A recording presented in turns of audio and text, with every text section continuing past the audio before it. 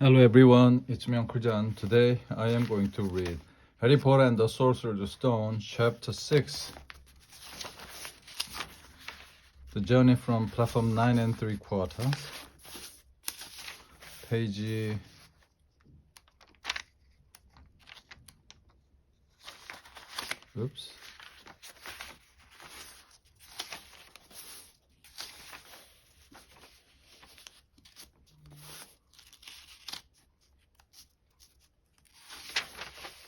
92 and 93.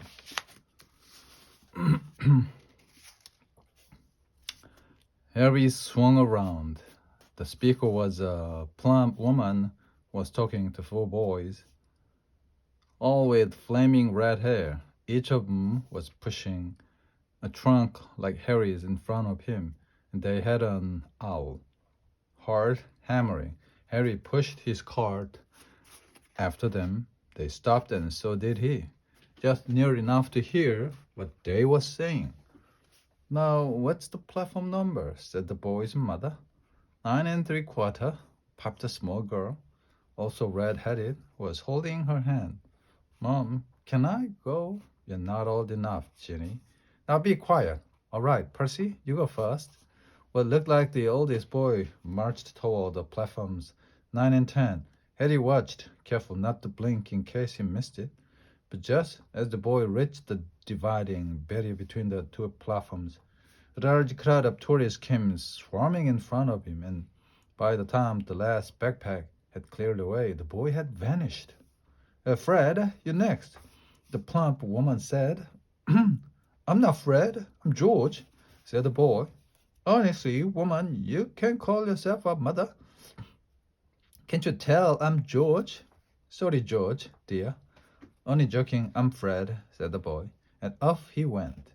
His twin called after him to hurry up, and he must have done so, because a second later he'd gone. But how had he done it? Now the third brother was walking briskly toward the barrier. He was almost there, and then quite suddenly he wasn't anywhere. There was nothing else for it.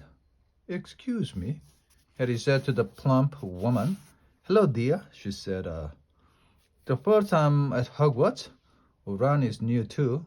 She pointed at the last and youngest of her sons. He was tall, thin, and gangling, with freckles.